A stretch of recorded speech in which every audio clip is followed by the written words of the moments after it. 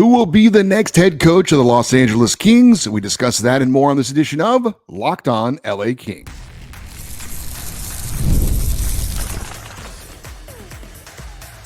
You are Locked On Kings, your daily podcast on the Los Angeles Kings, part of the Locked On Podcast Network, your team every day. Hey, Kings fans, welcome to Locked On LA Kings, part of the Locked On Podcast Network, your team every day. Thanks for making Locked On LA Kings your first listen every day. We are free and available wherever you get your podcasts. We would love for you to leave us a positive comment on Apple Podcasts if you're a fan of the show. And we are on YouTube. Please like and subscribe if you're enjoying this content. I'm Eddie Garcia, your host of Locked On LA Kings. I've worked in sports media for the past 30 years, 20 plus years at the Fox Sports Radio Network, also co-host of the Puck Podcast, a weekly NHL review show that's been putting out content for the last 17 years, and a passionate LA Kings fan for over 30 years. Coming up on the show, we're going to update you on PL Dubois, Adrian Kempe, and another King who just headed over to Prague for the World Championships. We know who, where, and when the Ontario Reign are going to be playing in the Pacific Division Finals and the AHL playoffs. And we have a special guest going to stop by to give us some insight into one of the top coaching candidates, possibly for the LA Kings head coaching vacancy. We'll also talk about if the team is going to hire someone from the outside, if they're going to promote from within. That's coming up. But after a disappointing end of the 2023-24 regular season, the LA Kings are trying to figure out what changes to make for next season. We know that GM Rob Blake will be allowed to guide the team for at least one more season. But who will be the head coach? Will the Kings look for a new voice outside the organization, or will they look within for their next bench boss? Rob Blake didn't really tip his hand on who he might be leaning towards in his end of the season interview. He did praise interim coach Jim Hiller, said that the team would be talking to him about the job. He also said that the process could take a couple of weeks, so it could mean we'll have a new head coach by this time next week. We'll see if it takes a little longer than that. I'm guessing so. There is certainly competition for the head coaching candidates that are out there outside the organization. Toronto, Winnipeg, Seattle, San Jose, and New Jersey are all looking to fill head coaching vacancies as well. Let's start with the candidates, though, within the Kings organization. There are two, maybe three. Ontario Reign head coach Marco Sturm, interim head coach Jim Hiller, and assistant coach DJ Smith. We'll start with Hiller, who I believe is the front runner for the job. He, of course, was the assistant who took over for Todd McClellan after he was fired at the All-Star break, guided the team to a 21-12-1 record. That was the 9th best record in the NHL over that span. But to be fair, the Kings also had the easiest schedule in the NHL over that span. I've got mixed feelings about Jim Hiller. I thought he did a good job taking over in what he was asked to do. Since we have not seen a change at general manager, I think the Kings probably also aren't going to make many big moves as far as the roster goes in the offseason because of the salary cap. So the one place where the Kings could make a major change is head coach. And I think the Kings need a different voice with new strategies and new philosophies. Now, Jim Hiller, to be fair to him, didn't really get a chance to put his stamp on the team. He made some minor tweaks here and there.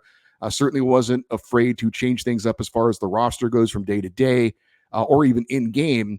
And he can't really make any major changes on the fly while the season's going on, while the team's in a playoff race. So what are Jim Hiller's philosophies and strategies? If he were able to take over a team from training camp on, how much different would it be from what he did under Todd McClellan?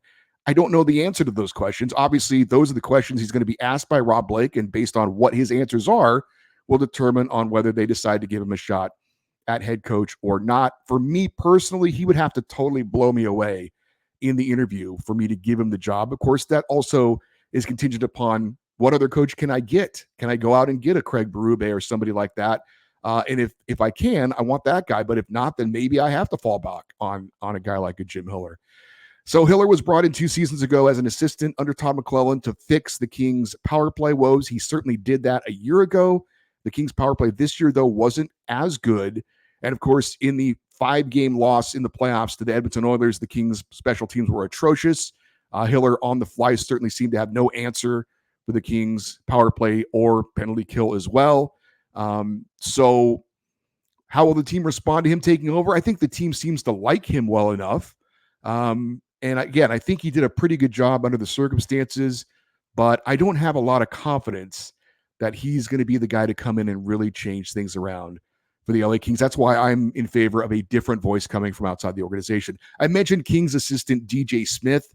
He was hired by Jim Hiller to fill Hiller's spot as an assistant when Hiller took over as head coach. Now, DJ Smith was head coach of the Ottawa Senators for 4+ seasons. That said, the team never made the playoffs under him and didn't really show much growth with him as head coach. I would be very surprised if he would be the next head coach of the Kings. Matter of fact, I don't even know if they're really going to interview him or not. Another in-house candidate would be AHL head coach Marco Sturm, former Kings assistant who was replaced by Jim Hiller on the Kings bench as an assistant, and then was named head coach of the Kings AHL affiliate, the Ontario Reign. He's done a great job this year. He has guided the Reign into the Pacific Division Finals. It has long been thought that Marco Sturm was being groomed to be the eventual head coach of the LA Kings one day, but is his time now? I don't think so. Even if the Reign were to go on and win the Calder Championship, I don't know that I'm comfortable with a first-year NHL head coach with limited AHL head coaching experience taking over a veteran team like this, expecting to kind of take them to the next level. Maybe one day for Marco Sturm. I don't know if that day is now, though. Some of the dark horse candidates with ties to the LA Kings organization, because let's face it, in any business, people like to hire people they're comfortable with or maybe have had a relationship with. Some of the names out there that could fit that bill include Dan Bylsma. He's a former LA Kings player, won a Stanley Cup as head coach of the Pittsburgh Penguins. He's been doing a really good job as the coach of the Seattle Kraken AHL affiliate, the Coachella Valley Firebirds. More on that team coming up. But he guided them to within one win of the AHL championship last year in their first year of existence. So that is a possible candidate. Although Seattle has a head coaching vacancy, I think that they would love to get Rod Brindamore if somehow he leaves Carolina because of his relationship with their GM, Ron Francis. But I think that Dan Bylsma certainly would be an in-house candidate for the Seattle job as well. Former King Ian LaPerriere has been an AHL head coach for the past 3 seasons in the Philadelphia Flyers organization. He's been the head coach of the Lehigh Valley Phantoms. He was a big fan favorite while he was here. Lappy, though, has only had limited success in Lehigh Valley. They won their first playoff series under him this season. That was winning a best-of-3 first round, and then they were eliminated in the next round. I think Bruce Boudreau could be an intriguing candidate. He does have ties to the Kings. He was the former Kings AHL head coach back when they were in Manchester, the Manchester Monarchs. He's been a head coach with the Capitals, Ducks, Wild, and Canucks. I know he would love to get back into as a head coach in the NHL, but he hasn't guided a team to a playoff series win since 2014-15. He's known as a very good regular season head coach, but not much of a playoff head coach. So is that really what the Kings are looking for? As for some of the big name coaching candidates out there, if you've listened to this show, you know I've been a big proponent of the Kings going after former St. Louis Blues head coach Craig Berube. We're going to talk more specifically about him coming up in just a minute. He's a coach that has won a Stanley Cup. He's kind of a no-nonsense type coach, kind of in the mold of a Daryl Sutter type when the Kings went out and got him back in 2012. Not sure. And some people have mentioned Daryl Sutter. I don't know if there's much of an appetite for a second round for Daryl Sutter in LA. He just had a second stint in Calgary. It didn't end well. After 3 seasons, there were players saying that they wanted to be traded if Sutter wasn't fired, and they ended up firing him. Another intriguing name that's been brought up by some is Joel Quenneville. He's the second all-time winningest coach in NHL history, but he comes with baggage. Dave Pagnotta, the fourth period, just posted on Twitter the other day that the 3-time Stanley Cup winner with the Blackhawks is still ineligible to coach. Now, he was fired by the Florida Panthers after it came to light that he lied to investigators back when he was head coach of the Chicago Blackhawks. Actually, he was head coach of the Panthers when he was interviewed, but when he was coach of the Blackhawks, you may or may not know there was a sexual assault scandal involving a former player and an assistant coach, and he was asked what he knew about it and apparently was not truthful. And as a result, the Florida Panthers fired him, and he has not coached since. So apparently he is ineligible. I guess the commissioner's office has to grant him permission to be able to be a coach again in the NHL. And apparently some teams have asked about it. I don't believe the Kings are one of them, but apparently the NHL at this time has said he's not eligible. So I don't know how that works, if he has to apply for reinstatement, if a team says they want to hire him. But certainly his resume speaks for itself, but obviously he comes with a lot of baggage as well. I don't see him, frankly, as a head coach in the NHL again. We're going to talk about Craig Berube more in detail here in just a second. I did want to mention one thing that Kings fans might find interesting. Apparently, former Kings head coach Todd McClellan is interviewing for the Toronto Maple Leafs head coaching vacancy. I would be shocked if he gets that job, but we'll see. He could land elsewhere, but Todd McClellan apparently getting interviews to be a head coach elsewhere next season. Up next, we are going to get some insight from a man that I would like to see the Kings hire as their next head coach with a special guest. We'll do that next year on Locked On LA Kings, your team every day. Policygenius is the country's leading online insurance marketplace. It saves you time and money so you can provide for your family with a financial safety net starting today. With Policygenius, you can find life insurance policies that start at just $292 per year for $1 million in coverage. Some options offer same-day approval and avoid unnecessary medical exams.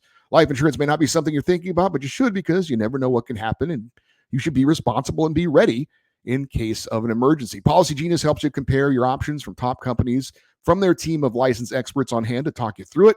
Your work life insurance policy may not offer enough protection for your family's needs, and even worse, it may not go with you if you leave your job. Policygenius gives you unbiased advice from a licensed expert support team. They have no incentive to recommend one insurer over another, so you can trust their guidance. They have thousands of 5-star reviews on Google and Trustpilot from customers who found the best fit for their needs. Check life insurance off your to-do list in no time with Policygenius. Head to policygenius.com/lockedonnhl or click the link in the description to get your free life insurance quote and see how much you could save. That's policygenius.com/lockedonnhl. Well, the number one name out there as a candidate for just about all the head coaching vacancies is former St. Louis Blues head coach Craig Berube.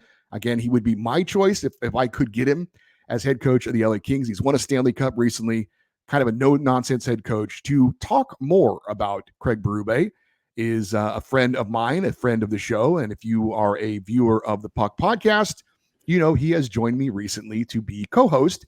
He's also the host and creator of Let's Go Blues Radio.com, who obviously covers the St. Louis Blues, the team that Craig Berube guided to the Stanley Cup title. Hey, Jeff, how are you? Doing well, Eddie. Thanks for having me on. Appreciate it. And I thought you were kind of uniquely qualified to talk on a couple of things kind of involving the Kings. But let's start with Craig Berube, obviously a guy you know well. Like I said, guided the Blues to their first ever Stanley Cup title.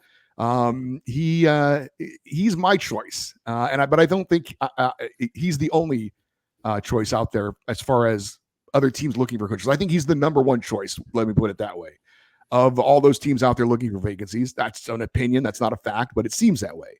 So as someone who covered the Blues, as a Blues fan, give us some insight onto Craig Berube. Do you think that he's kind of the number one candidate out there, and what kind of qualities does he bring to a team? Well, I think you can tell, for those of you watching the video, that I'm a Craig Berube fan because he is always in my shot. He's right over my right shoulder there. That's from when he won the Stanley Cup with the St. Louis Blues. So clearly we have an affinity for Craig Berube here in St. Louis. Brought the team its first ever Stanley Cup. Kings fans know what that feels like, as it happened for them in recent memory. But the joke is always that Craig Berube will never have to pay for a drink in St. Louis ever again. And I think that is true. And yes, he is the top coach available right now. If you go back to his Philadelphia days, and I said this when he was signed as an assistant coach under Mike Yeo before he became interim head coach of the Blues in the year they won the Cup. I thought he got an unfair shake in Philadelphia. There was a lot of turmoil at that time with the Flyers organization, and I just feel like it was kind of a scapegoat move to fire the coach. I believe he left there with a winning record, which is always an interesting thing when he's only been there a couple seasons. I think he was there at most 2 seasons. And yeah, he was an excellent coach for the St. Louis Blues. I think the writing was on the wall for him this year. You know, coaches obviously have a shelf life. The only reason he was let go, I think, is just because this team's in transition. They wanted to get somebody who maybe can speak a little bit more to the younger players. Berube is a guy who does like his veteran players, and he will always defer to the veterans late in a game if it's somebody he can trust. And obviously the Kings have that in the Kopitars, the Dowdies on the team that can provide all that great veteran leadership that he needs on his team. And so he's an excellent coach, really offensive minded for a guy who was primarily an enforcer in the NHL. He's actually got quite the gifted offensive mind. Back 2 years ago, when the Blues had a high-powered offense, actually I guess 3 years ago at this point, he basically said he didn't care about shot total. He wanted quality over quantity. So there were times the Blues would pass up on a perfect opportunity because they were trying to make the extra play, and they would ask Berube about it after the game, and he'd say, I don't care. We still scored 4 goals in the game or whatever, and that's the way I want this team to play. So he's got a very gifted offensive mind, and I think a team like Toronto is really going to be pushing to get him. I think he's the type of guy that they really need, but I definitely could see him being a great coach in LA with some of the up and comers. And again, guys that I say he trusts the veterans, but if you prove yourself as a good young player like Robert Thomas did under him, he will trust you to play those big minutes. And I think the Kings have plenty of players that could do that for him. Now, the Blues were recently in the exact same position of the Kings. They had an interim coach come in for Craig Berube, Drew Bannister. They played pretty well under him. And I wanted to get your thoughts because I know you mentioned this on the Puck podcast this week, but you like the fact that the Blues didn't go outside the organization, that they retained the interim coach, took the interim tag off, and signed him to a 2-year deal. The Kings could be in that situation as well, promoting their interim coach, Jim Hiller. What do you like about promoting the interim coach, and what is it for the Blues that you think it works? So for the Blues' case, they actually hired, again, Drew Bannister. For those Kings fans who may not know, he was the AHL coach of the Springfield Thunderbirds, the Blues minor league affiliate, former NHL player as well. So once they fired Berube, which was a very unpopular opinion here in St. Louis, a lot of people upset. And so it was one of those things where, it's, again, I go back to Chris Pronger, Brendan Shanahan trade. When that happened back in the 90s, Blues traded Shanahan for Chris Pronger, who at that time was a nobody. Pronger, the odds were stacked against him. And it was the same thing here with Bannister. The Stanley Cup winning coach is on the outs. You're the guy replacing him. So he had the odds stacked against him. Well, guess what? He came in. I want to say he got 30 wins to close out the season. Blues finished just out of the playoffs. I said this team would be a success if they were still playing meaningful hockey in April, and Drew Bannister had them doing that. And the beauty, again, too, with him coming from the AHL, I think, is that he knew a lot of these guys that were coming up. A lot of the Blues, my younger guys, Zach Bolduc, Zach Dean, Matt Kessel, these guys were all called up under Bannister's watchful eye, and they succeeded. They were great. Bolduc is a prime candidate to be a breakout player in his rookie season next year. Dean was great. Kessel was great. And you know that there was some insight here from Drew Bannister to get those guys up. Another guy that I recall, and somebody that I know your Puck podcast listeners are familiar with, is Nathan Walker, the first Australian player to play in the NHL. He's been on the Blues roster for 2 years, but he started down in the AHL this year, right after Bannister was named head coach. Again, this is speculation, but within a week, Nathan Walker was on this team, and he did not get sent down again. I'm thinking Drew Bannister had something to do with that, saying, listen, I've seen this guy play. He's the real deal. Keep him up here on the fourth line. He's going to give you exactly what you need. And he's right. Nathan Walker is an NHL player. He's a third, fourth, bottom six guy that can really do a lot of good. And so when you have somebody that's within the organization, they know these players intimately, not just personality-wise, but what they bring to a team. And as long as your organization is doing it correctly, and you've got all these people that are kind of speaking the same language and they're all coaching the same systems, it's perfect. And I think for the Blues situation, now maybe it's a little different for the Kings because I think they're obviously ahead of the Blues and in terms of the rebuild progression. The Blues are just getting started. The Kings are coming out of it. But for the Blues, I thought it was an excellent move because this guy just knows what's going to make these players tick. And I think in LA, you could probably make the same case for Hiller. Well, maybe that would be a case, though, for Marco Sturm, because Rob Blake has said that the Kings are looking to kind of promote from within and use that kind of as an infusion for next year to change things up. So they're looking for at least 2 or 3 players from the AHL to come up. So maybe that would be a reason to look at Marco Sturm. Real quick, give me your objective opinion. Be honest. When you look at the openings, LA, Toronto, Winnipeg, Seattle, San Jose, New Jersey, where do you think LA fits in as far as the most attractive coaching openings in the NHL? I mean, if I were to rank them, I'd put them at number 2. And I put New Jersey as number 1. I just think there's so much to play with there in New Jersey. They've got almost $20 million in cap space. They only have one bad contract on the roster, and Andre Palat. Other than that, I think they need to figure out their goaltending, but I guess you could maybe make the same case for the Kings. Why LA over like Toronto and Winnipeg?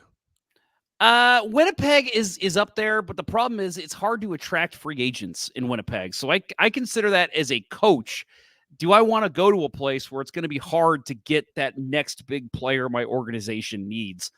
Toronto, I just personally speaking, the media scrutiny. I mean, now granted, if a coach goes to Toronto and then even just gets them to the 3rd round, that person's a hero. This organization hasn't had success like that in so long. But for me, the scrutiny that comes with another 1st-round loss or even an early exit in the 2nd round, I wouldn't want to do that as a head coach. I don't care how much you're paying me. LA, the weather's nice. You've got obviously a very talented up and coming roster. You mentioned a couple guys coming up from the AHL the next year. And really, to me, the only thing that I really see is you need a coach who's going to help develop Dubois a little bit, because right now he's, and I know I'm preaching to the choir here with Kings fans listening, he was a problem last year. So I think part of the question if I'm Rob Blake and I'm interviewing these coaches, one of the questions I'm flat out asking, what are you doing with Pierre-Luc Dubois next season? And I think that if you can find a coach that can figure out what to do with him, you're golden. I think that's the piece that was really missing, that extra. Well, obviously your special teams was an issue in the playoffs, but having Dubois play as hard as he can, as well as we know he can, I think that is the key for the next coach for the LA Kings. All right, that is Jeff Ponder. He is the creator and host of Let'sGoBluesRadio.com. Wanted to get his insights on Craig Berube and more. Jeff, appreciate you coming on. If you guys want to follow him on Twitter or X, he's at jponder94. Thanks for doing this, and we will talk to you again this week on the Puck Podcast. You got it. Thanks for having me, and good luck to the Kings upcoming season. All right. Thank you, Jeff. Appreciate that. Up next, we're going to check in on P.L. Dubois and how he's doing in the World Championships. And another King has joined him, and Adrian Kempe and Carl Grundstrom. Plus, we know when, where, and who the Ontario Reign are going to play up next in the postseason. All that coming up next here on Locked On LA Kings, your team every day.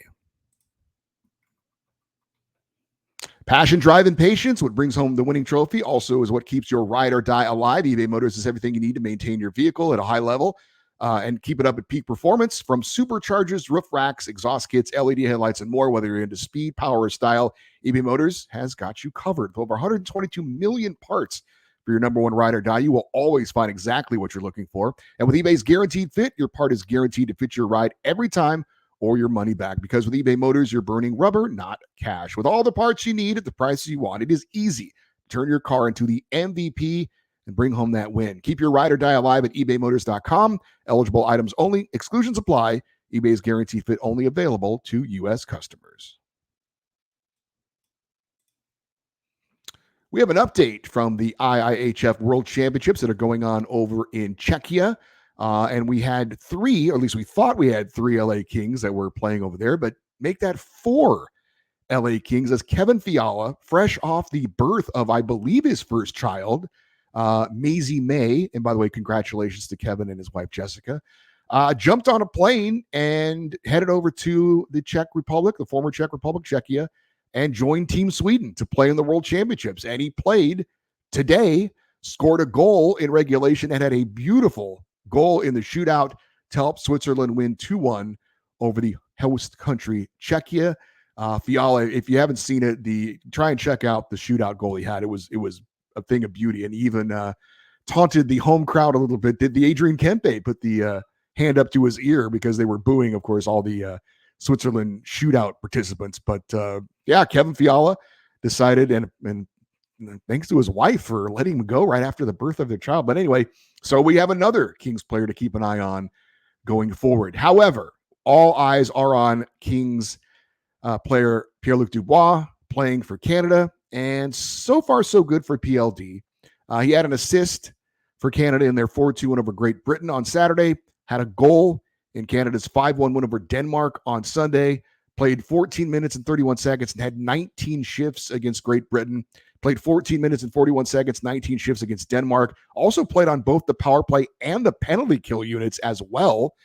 They had him setting up in front of the goaltender, kind of providing a screen there on the power play, which would be something interesting to see him do perhaps in Los Angeles. But certainly the competition so far has not been great, but beggars can't be choosers. So far, so good. A decent start for Pierre-Luc Dubois over at the World Championships, trying to get on track. He certainly looks like he's engaged. He's skating hard. And, certainly he has to know. He can't be, so obtuse that he doesn't know the situation he's in. He doesn't know the talk that's going on around him. He certainly probably sees things on social media, and he is looking to try and get things going. So again, how excited you want to be about this is up to you, but he's at the World Championships. He's off to a decent start. So some positive signs, I guess, for Pierre-Luc Dubois so far. As for Team Sweden, Adrian Kempe and Carl Grundstrom playing for them. They beat the U.S. in their opening game 5-2. Kempe with a secondary assist in that win over the United States. No points for Grundstrom.